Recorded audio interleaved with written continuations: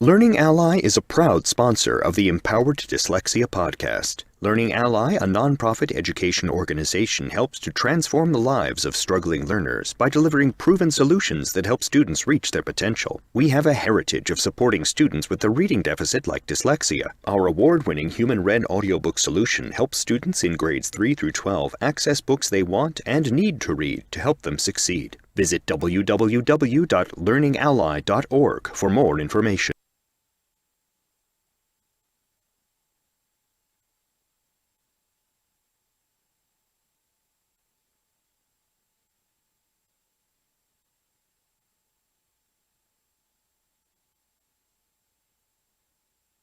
The following content is not intended as a substitute for professional legal advice, medical advice, diagnosis, or treatment.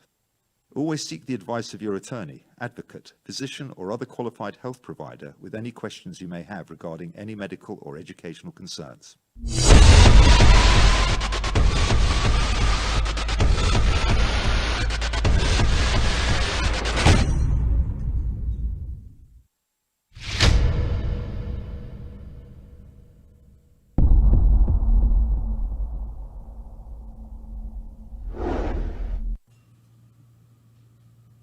Hello and welcome to Empower Dyslexia. I'm your host, Stephen Yearout. I'm Asher Yearout. And we're here to help you become a better informed partner in education. On the show, we discuss dyslexia and other related disorders. We discuss research, interventions, education policy at the local, state, and federal level. We also interview experts in their fields to bring the most relevant information to each of you so you can help make better decisions about what your child needs for support. You know, the other thing that we do is we interview people with personal stories about either growing up and dealing with learning disabilities or the parents, and that's going to be today's show also. We're going to have a personal story and journey. We want to make sure that you like us on Facebook, like us on our YouTube channel, subscribe, leave us a comment. If you like to listen to the audio version of Empower Dyslexia, we're on every platform that you get your podcast from. So make sure that you like and subscribe to us there too. So today's topic, again, we're doing personal story today. This month is Dyslexia Awareness Month, and you know, this next guest definitely has a passion for, you know, having that awareness, that dyslexia awareness. His name is Shawn Anthony Robinson. He is a PhD, and he is the creator of Doctor Dyslexia Dude. And we're really excited about having Shawn on our show today. So Shawn, welcome. Thank you. I appreciate you having me here. I'm very thankful for the opportunity. I'm looking forward to this conversation. However I can help inspire somebody who's listening or watching. Absolutely. So can you tell us a little bit about yourself? Your journey? Yes. If you don't mind, I'm going to share this PowerPoint, and so the viewers can see some visuals too. And I'm just going to quickly go over, put it in PowerPoint mode. Sorry. So who I am, I'd like to start off by saying, you know, I'm very blessed, had this opportunity. I came from a single parent household. My mother worked multiple jobs to make sure that I was going to be successful academically. And I think I tell students every time, every day a star is born. So I was born in 1978. That's me as a baby. And so my journey is probably not different from many others out there who struggle with dyslexia. I had limited vocabulary, difficulty processing information from print. I struggled with my left and rights. Like, I always had a hard time with that. And I was always assigned identifiers and housed in self-contained special education classrooms from the beginning. My mother at one point went to visit a classroom where they were thinking about putting me. and she asked where all the Caucasian kids were. And they told my mother that those kids go to a different school. And she looked around the classroom, and it was all African-American boys with the teacher feet up on the desk reading a newspaper. And she said it resembles a prison. And so she said, my son's not going to go here. So she moved into a different community where it was below probably her means financially, but it had a better school system. And so she wanted the best for me. So I really wouldn't be here without my mother, fighting like the mothers who fight today. And then my language skills were remarkably below level. I needed language and literacy enrichment activities, and I also needed time management study skill strategies. So in high school, I found myself getting in trouble with the law. And that's actually a police report from 1995, a year before I graduated high school. Criminal trespass to residence and battery. I was angry. I had no direction. I didn't love myself. I had no hope, and so I always found myself in places where I shouldn't have been. And so when I first got it tested, it wasn't until almost the end of my high school year, and these were my scores coming out of high school. So I'm an 18-year-old. My word identification, comprehension, math, spelling, word attack. As you can see, my grade scores were 5th grade and below. So what's an 18-year-old supposed to do in the real world when they have those scores? Like, I had no hope. I had no direction. My high school counselor told my mother and I that I would never be with college material, that there was not really a college for me. I spent 2 years at alternative high school where I had some awesome teachers who I love to death today, who helped me change how I saw myself, to really help me understand about loving myself, even though I couldn't read. And these are the scores that were reflected coming out of high school. And so my life really, there was 2 points in my life that took a change. One, in '94, when I had a teacher get me involved with coaching Special Olympics, even though my academic experience was awful. He said, I want you to get involved with coaching and mentoring. And I've been a coach ever since then. And so I found a voice in my school setting at that time. The second thing was when I met this professor, Dr. Robert T. Nash.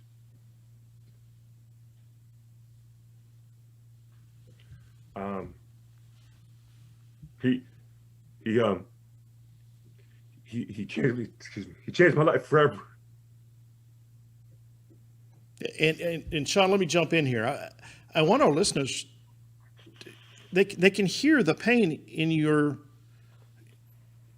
voice, right? So I want our listeners to understand how painful life has been up to this point when you're struggling so desperately in school and you're constantly in a state of failure in this environment. And then you have somebody that walks in your life and turns the light on, changes your life forever. And the other piece of this is proof positive that the kids that are struggling readers, that are acting out in school, that have these learning disabilities, they want to learn. They are thirsting for this information and don't understand why they can't get the same that the person sitting to the right or the left of them is getting. Yes. So, that to me is what drives, I know it drives you, but it also drives me because I don't want somebody to sit in their 40s and looking back on life and having this emotional breakdown type feeling because you weren't given the help that you needed. And once you were, it was such a relief, and that pressure, that boulder that's sitting on your chest has been removed. Yes. Yeah. He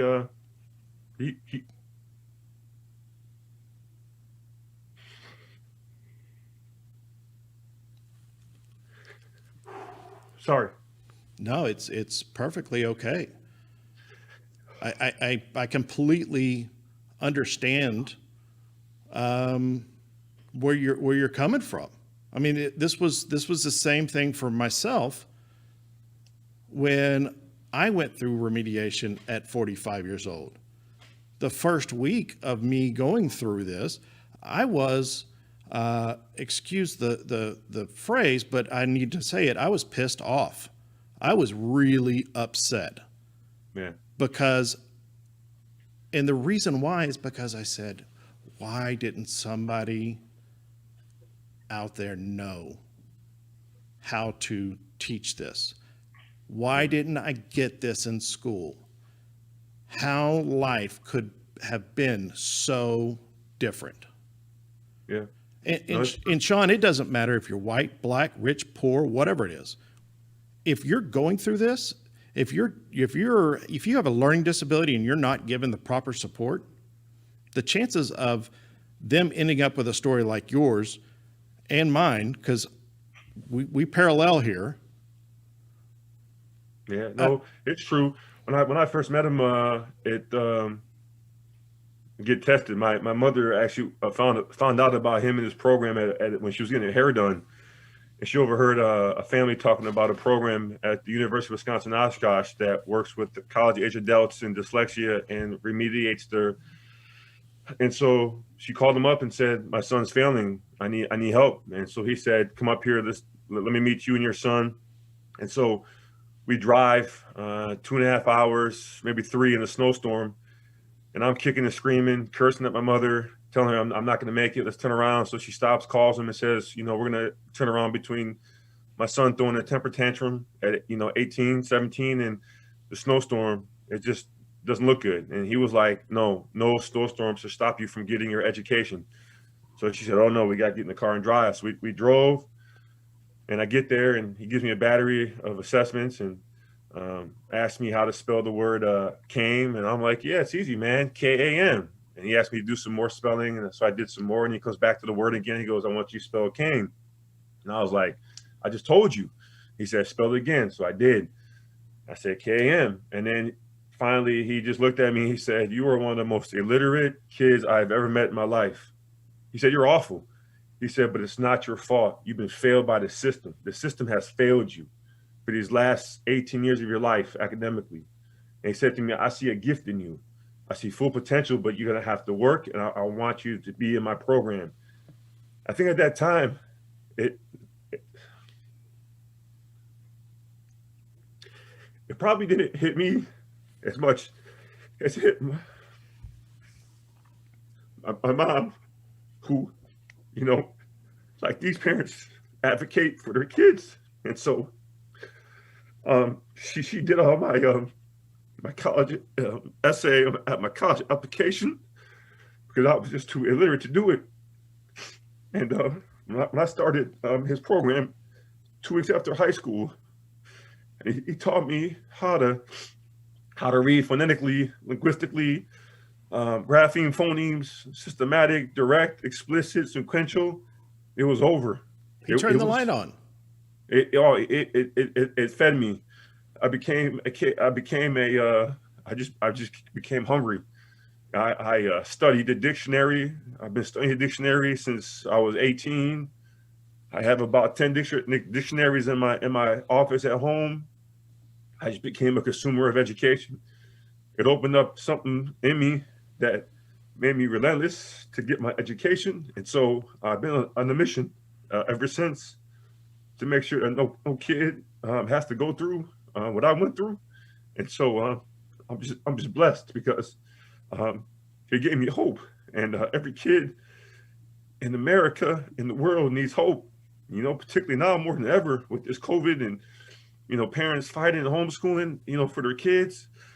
He just gave me hope. And he taught me how to read. And like you said, that light clicked. And once that light clicked, it was over. There was no stopping me. I went on, got my undergrad degree, and that took 6 years to get, because I had to learn a lot of things that I missed in my K-12 experience. And I had professors who actually questioned my being in undergrad and told me I should do something else. And after 6 years, I wanted to get my master's, and I was on probation because my grades weren't good enough. And my advisor told me I had to utilize the writing center. And so after 5 years, I went on to get my PhD, and that took 7 years. And I had two professors that actually failed me and told me I need to do something different. They felt like I was not material for a doctoral program based on my my learning challenges and my difficulties with not just writing, but with mathematics, particularly with statistics. I struggle with math now, even 42.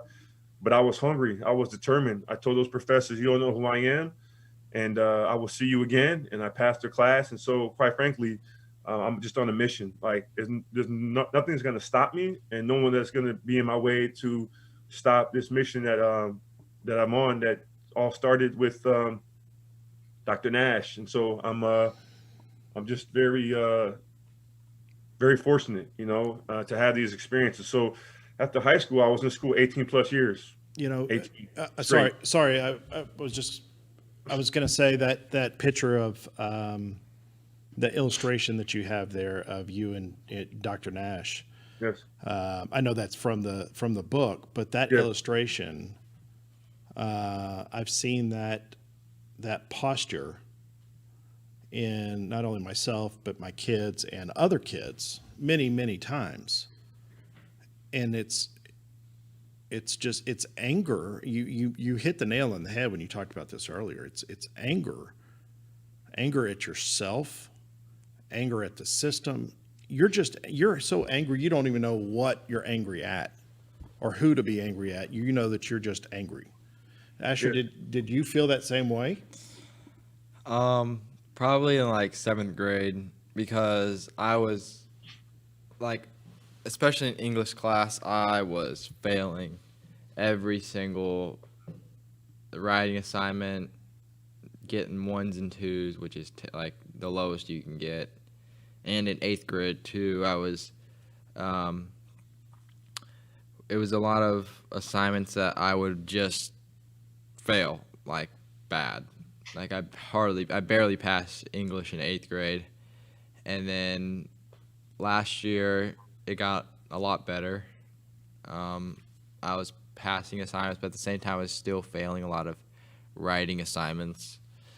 And then this year, at least for this first 9 weeks, I have a 92, I think, in English, first time in probably since like 4th grade.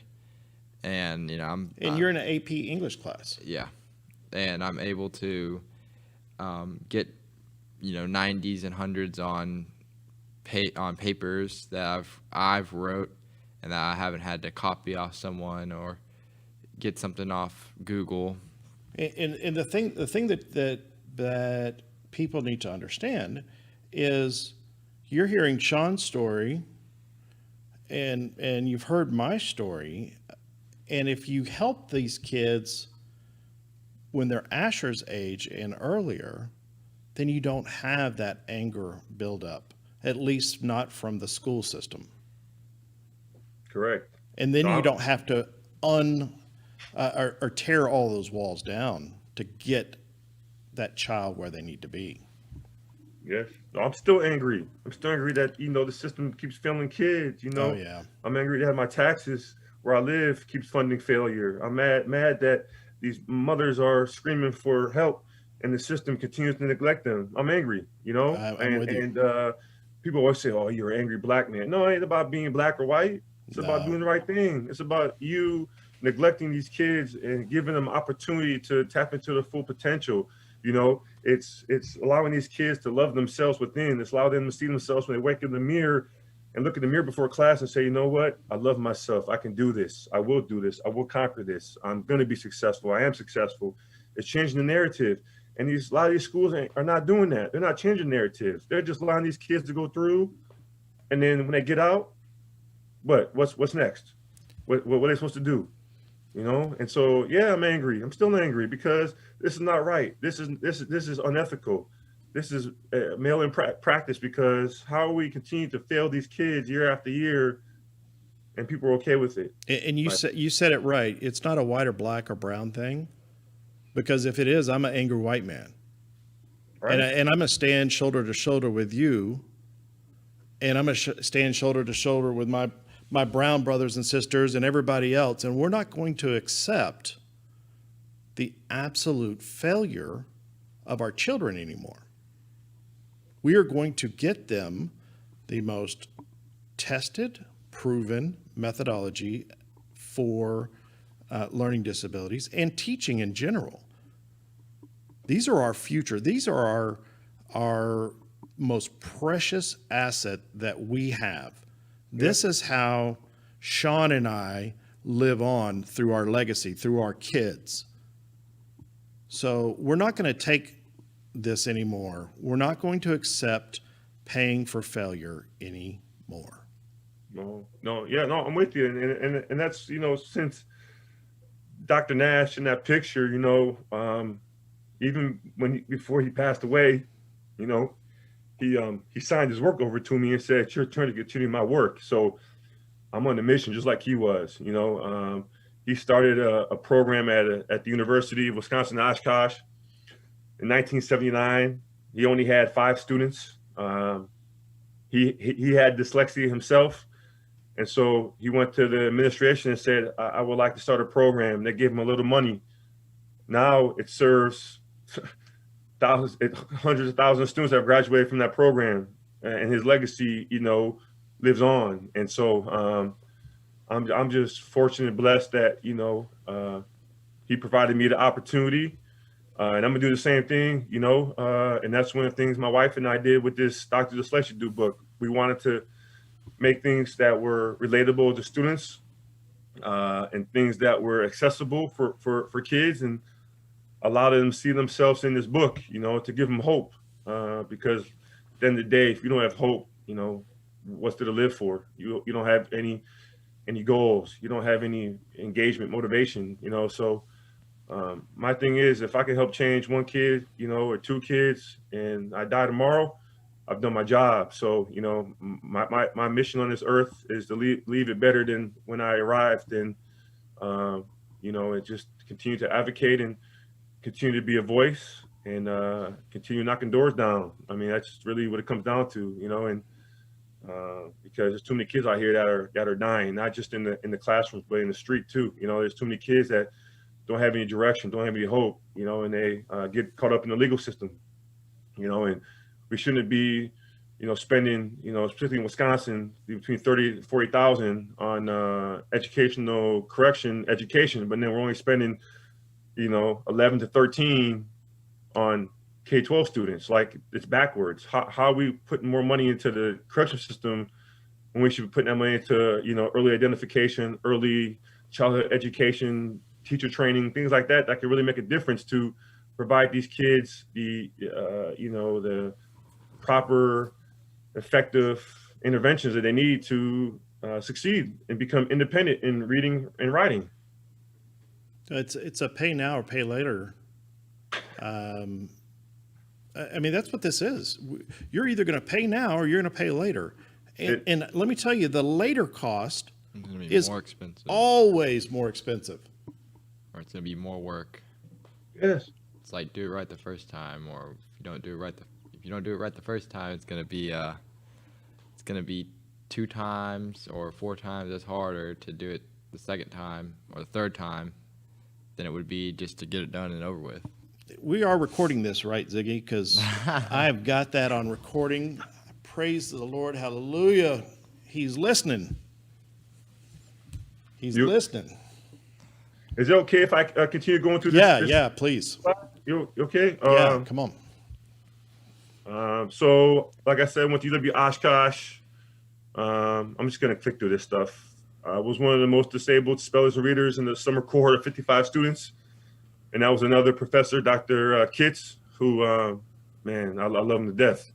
He helped me get through a lot, not just undergrad, masters, and also He earned, I think, a second PhD because when I was working on my PhD, he bought almost every book in my program and became a tutor for me. And so I make sure that I was successful. So I received high quality instruction to use the phonemic sound structure of our language.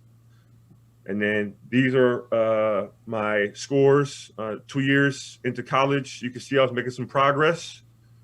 Still a little low for, a 20-year-old, but I kept persisting. That's one thing Dr. Nash told all of us is that, you gotta be hungry. You gotta stay hungry. You gotta stay disciplined, and, success will come from hard work. So I kept believing that. And then when I graduated, 6 years, those were my scores, still making progress. But here I am, 6 years out of high school, and these were my scores. So then I went to DePaul, and my year before I went to DePaul, I started making some progress, some leaps too. I kept plugging away. And then I went to Cardinal Stritch University for my PhD. I heard professors tell me I'll never be a published author. I had something that failed me, like I said before, and I didn't listen to that nonsense, because I know that a lot of students, even today, hear from teachers, they pigeonhole them, put them in a box and tell them what they can't do, which is wrong. You should never tell a kid what they can't do. You should tell a kid what they can do, right? Like the little train, choo, choo, I think I can. That's the mentality that kids need, particularly in special ed, is that, hey, you can do this. You will do it. I can do it. And so I just kept telling myself that. I utilize tutors. I'm awful at math still. Statistics is not my strength, and I'm not scared to say it. I have to find help with statistics. It's just not my strength. And so these are my scores a year before I graduate with my PhD. Again, I was making progress. And so I just kept moving like that little train. I kept telling myself, I will, I can, I won't stop. Nothing's going to stop me. I'm gonna get my education. I'm gonna learn. I'm gonna help. And so finally, when I graduated, and from that point, these are some of my publications, not all of them. And so I was just determined. Once Dr. Nash taught me how to read, I was determined to read. When I was taught to learn to be a better writer, I was determined to write. So I just kept staying hungry and persistent and utilizing resources. I have a good colleague now, Paula. She helps me sometimes with critiquing my writing still. You always need help. You're never too old to get support in anything that you do. And so I just stayed at it. And then the same high school that told me I wasn't going to be anything, they inducted me into the Hall of Honor in 2017. And I think the picture with me in front of the White House speaks volumes to every kid in special education. I was invited to the White House to present my work on African-American boys and dyslexia to Obama's administration, my brother keepers. And so, it speaks volume, that, hey, it doesn't matter where you start, it's how you finish and what you can do to get there. And I was determined to utilize every academic resource I could. And looking back in high school, I should have probably utilized more services, but I wasn't mature enough. I wasn't ready. I was too angry. There was nothing that anybody could tell me because I wasn't ready to listen. I didn't want to listen, but I knew I couldn't read. I had a hard time spelling my own name. So, this is my journey, and I'm very proud of, my journey, and I'm never going to lose my voice. And so, I'm just thankful, for the opportunities I've had to get where I'm at.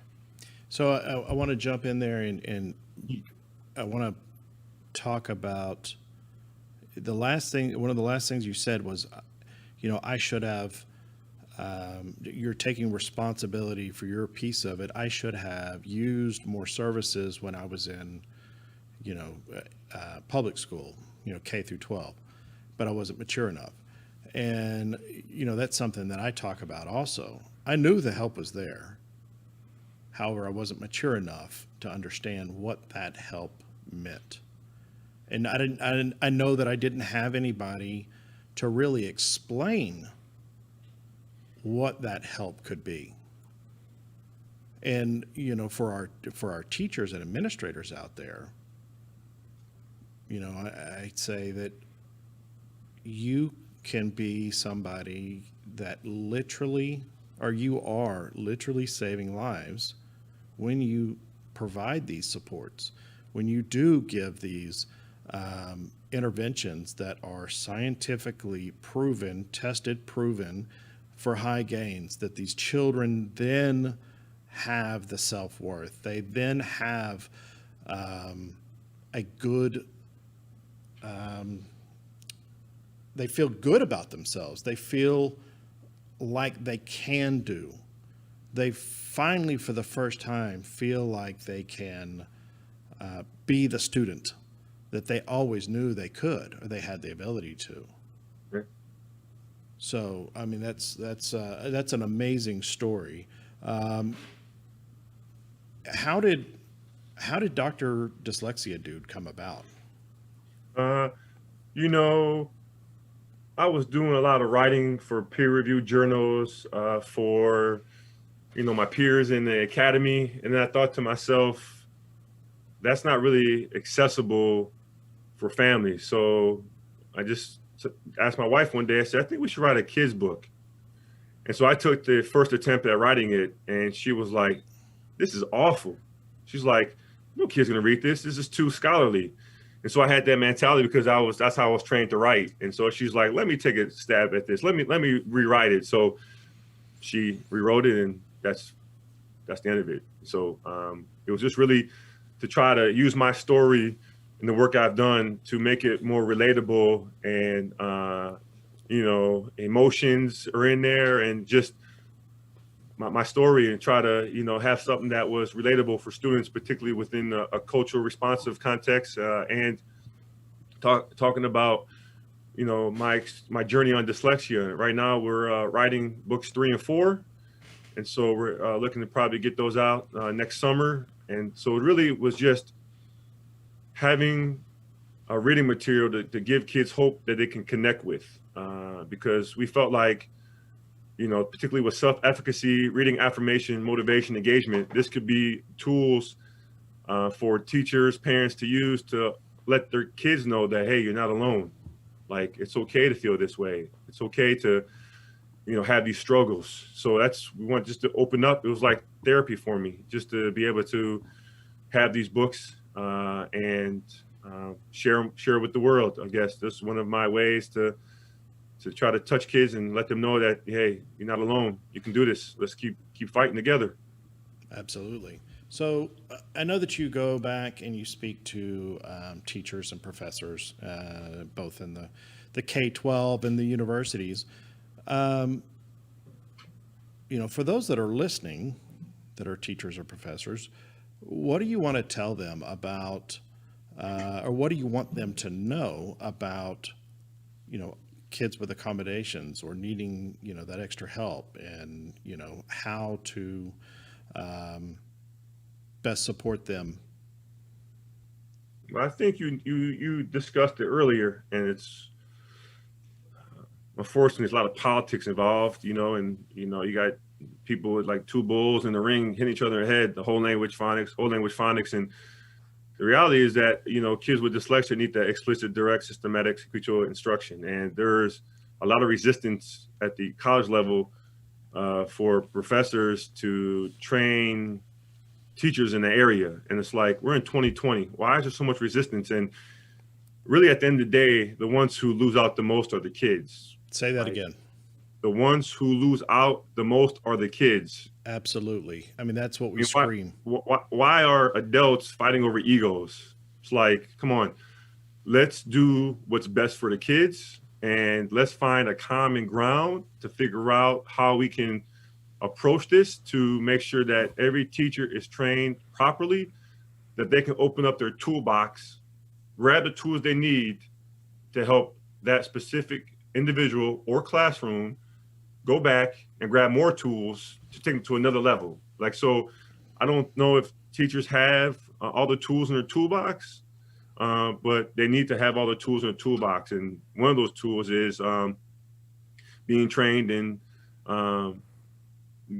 how to properly diagnose and properly provide instruction that, like you said, is scientifically based, empirical, and based on direct, explicit, sequential instruction. Otherwise, you're going to be having this conversation on your stations for 30 more years, unfortunately, because Well, I mean, dyslexia was first talked about in 1881. We're in 2020. You know, we're coming up on 140 years, people, and we're still having the same conversation. Yeah, I don't get it. You want to talk about the right tools in the toolbox? Well, we also have to be teachable, and I will say for the majority of the teachers that I've ever met, they all want to help. They all are looking for whatever they can do, whatever app or strategy or this or anything that they can do to help the child learn. For almost all the teachers that I've ever met, that's how they are. However, the people that are making the decisions for the curriculum that is being taught or bought, and I would say in higher education, those people have to be teachable. They have to constantly be out there looking for what is the best solution. And I think, Shawn, you and I both know that is where a lot of this falls short. Yeah, I guess, I can't speak for anyone else, and it might not be a right or wrong answer to this, but I think it's a lot of times goes down to egos. It's just it's my way or the highway, and it's like when you're a little kid, you go to the sandbox and somebody tries to take your toy dump truck, and you're like, no, that's mine, I'm keeping it, it's mine. And that's how the mentality to me looks like, is that we have adults fighting over toy dump trucks in their sandbox. It's like, really? Like, there's space for everyone, and we need to work together to make sure these kids are not being failed and these kids have opportunity to move forward. We're not sending them to Mars. We're not sending them to the moon. We're just trying to get them the right intervention so they can be successful readers and they can feel good about themselves, and they can, when they navigate through the system, when they get done, either out of high school and or college, they're more marketable for jobs. They have options. They're prepared for the workforce, and they could be productive citizens in their community by giving back. And unfortunately, that's not a reality for a lot of families, Black, white, suburban, rural, urban. It's just not happening for a lot of kids. Well, we tend to, a lot of times we tend to think that not my job, not my responsibility, not my whatever. And we don't really dig into and understand what's happening to, the schools in those urban areas. We hear, oh, well, they're poor, they're this, they're that. We don't truly understand. We have a lot of cliches. Oh, well, if you don't read, you're gonna be in poverty. If you're not able to read, you're not able to go to prison. But you don't really understand what that looks like until it's, staring you in the eyes. And we as a country, we as people worldwide need to understand that education for our children and for us as adults is the the main thing that we have to make sure that these kids are able to do. We have to make sure that because they're educated, now they can think, they can make good decisions. Yeah. I'm with you. You talked about how you were hanging out with the wrong people, being in the wrong place at the wrong time. Well, that's decision-making ability. Yeah. And you were with people that didn't look at you any differently because of your disability, because your disability didn't show up when you're out running around because that's my story too. So by teaching our kids to read, write, get an education, we are literally saving their lives. Yeah. And we need all people on board. We need our legislators on board. We need our school boards, superintendents, if y'all aren't going to be on board, we politely ask you to move aside so we can move forward. We need people to lead, follow, or get out of the way. That's right. Just get out the way, resign, keep it moving, right? Like, you know, we're talking about Dyslexia Awareness Month right now. However, I want to change this. We're aware. Let's make this Dyslexia Action Month. What are we doing? Yeah. That's what I want to talk about. What are we doing to help kids? You know, one of the things, you know, going back to some of the guys I hung out with, you know, I can never forget where I came from, and I speak to a lot of them still today, and I love them because that's the path I had to take, you know. But now it's a different path because I know now what I should have been receiving then, and like you said, if you don't want to work with me, I'm gonna find a way to make this happen. You know, I'm either gonna go around you, but I'm going to find a way to help kids in this community, like when I live in. Like, I'm gonna find a way, and if it's with your support, great.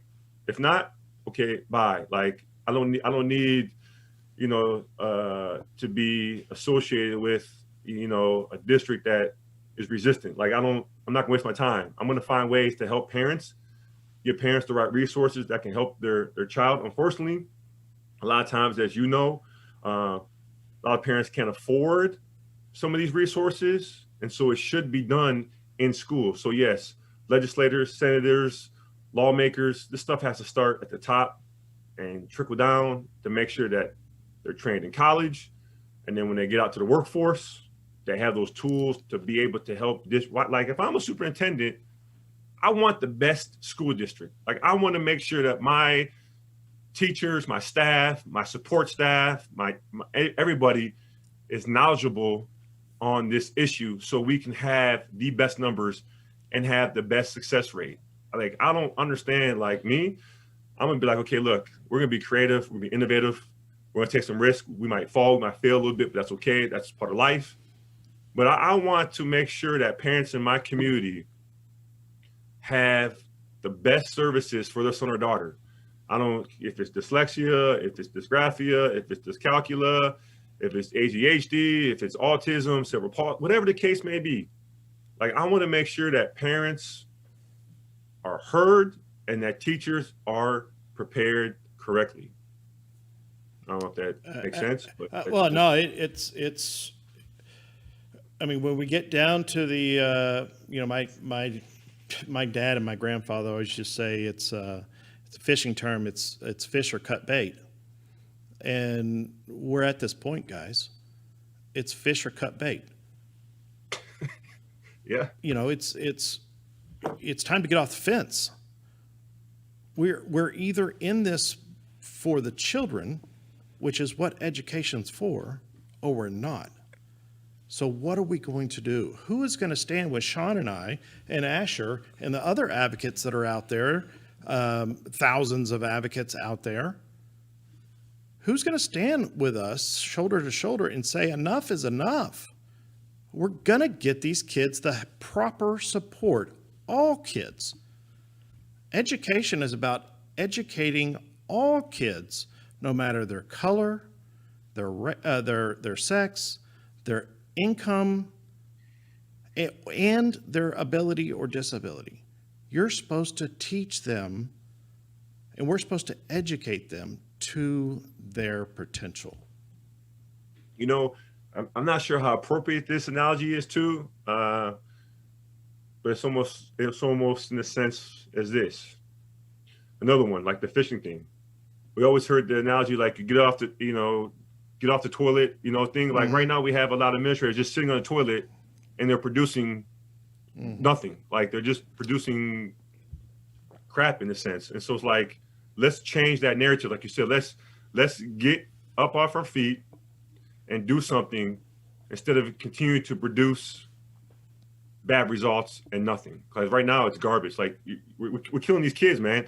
And I hate to say it, and some people might disagree with me, and I might get, you know, some emails, but kids are dying. Like, they're literally dying, and particularly now with the COVID and technology, and I mean, they're taking parents- their own lives. I mean, I say it all the time. We can lead them to a few places, and a few of them is prison, poverty, or the graveyard.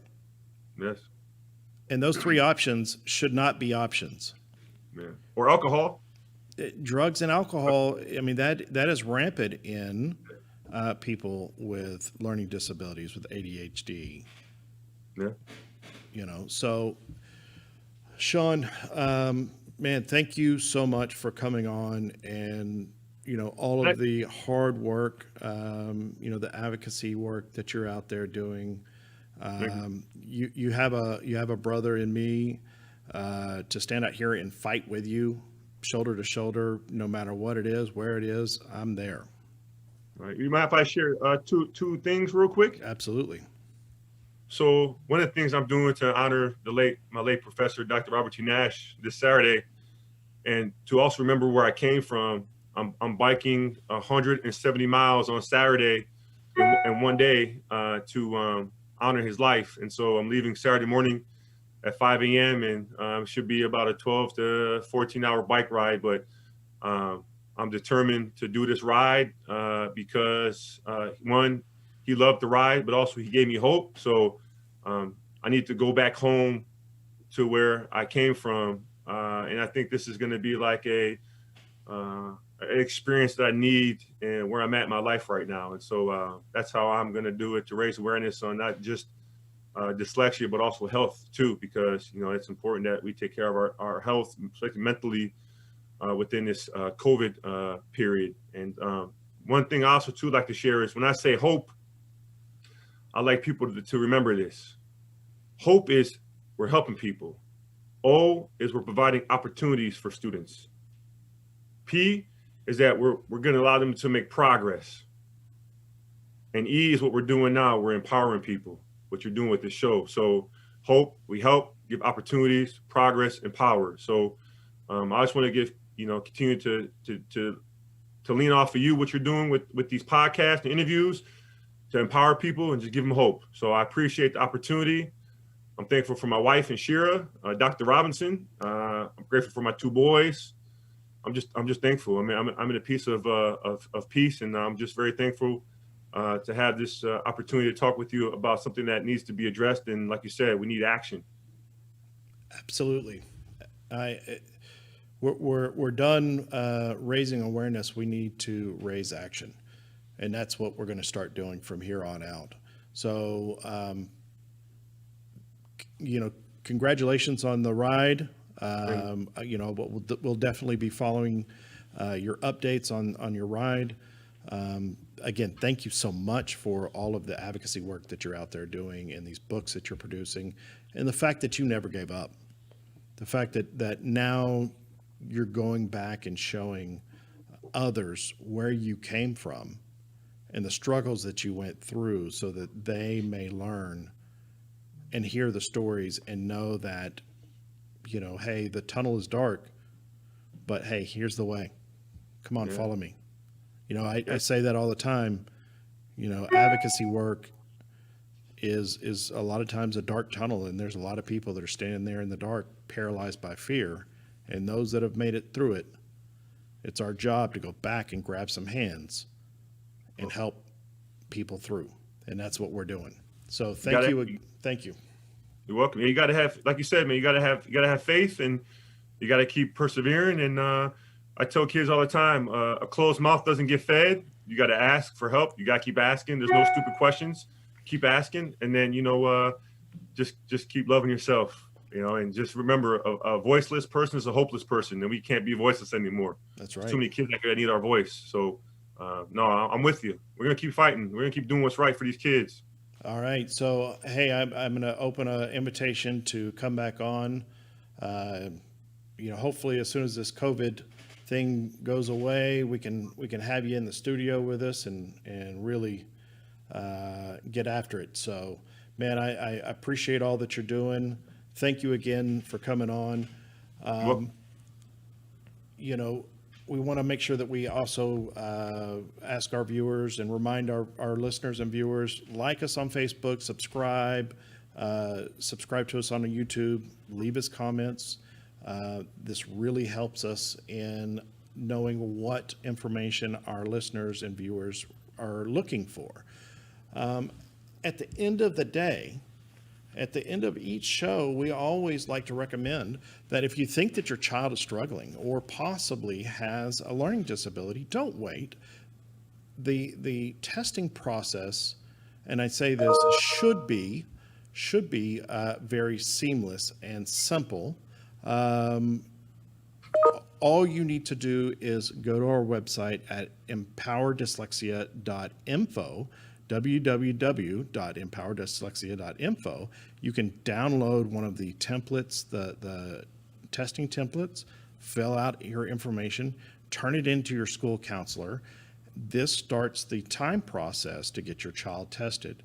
You will be happy and to understand exactly what's going on, what supports you need to get for your child, and your child will be happy also to understand what they are dealing with and to know that they're going to get the supports that they need.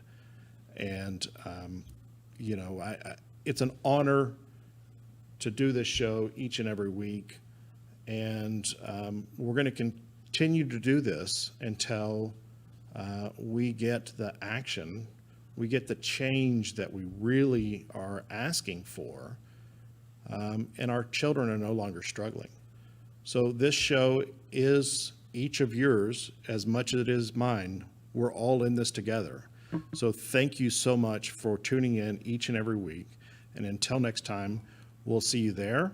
And here's a word from our sponsors.